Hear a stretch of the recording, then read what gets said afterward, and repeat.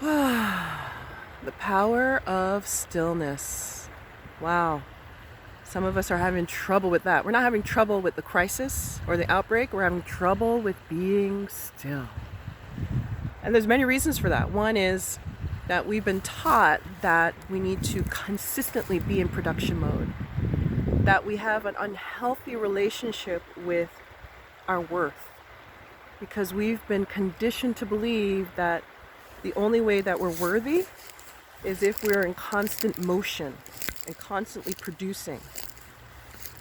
And as a result, we haven't been cultured on how to embrace rest and stillness as a way to remain, as a balance to the need to produce.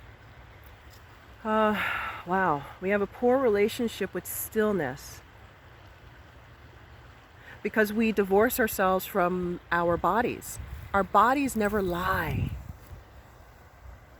And by being still, we are forced to listen to our bodies for the first time in a long time. Because mindset teaching and mindset work, it doesn't work unless it also incorporates lessons about the body, the nervous system, the cells, the bones.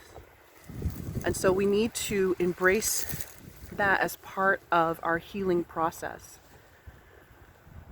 And I don't know about you, but it's hard to hustle and grind when the house is full of people. I mean, I've been in self-isolation mode since 2006 when I launched my own business.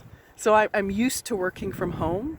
And as an introvert, I just love, like, I know I don't have to go into my file cabinet and look for an excuse when I need to cancel or not show up to an event I've been invited to. And so now I can just say social distancing. That's my excuse for everything, is social distancing. Yeah, I'm sorry I can't come because social, well, I mean, everything's shut down now, but it's just, as an introvert, this is a beautiful time. But for all these reasons, now is not the time to hustle and grind. Now is not the time to create that book, to launch that course. Now is the time to get in right relationship. That's a terminology that I got from James-Olivia, what's her last name? Anyways, I'll tag her. But to get into right relationship with stillness and slowing down. That's what we need to do. And especially if you're highly introverted, of course, why not? Especially if you're highly sensitive and introverted, this is a beautiful time for you to incorporate and develop a ritual that helps you to embrace stillness and slowing down on a day-to-day basis.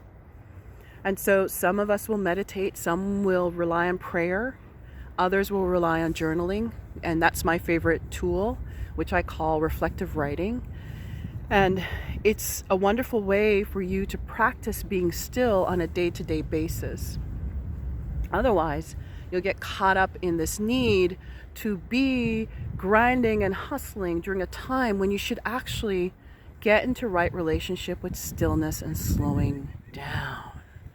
That's what I want for you and for me and for all of us. Remember, I had said in an earlier teaching that nature doesn't know good or bad. It just understands balance and imbalance.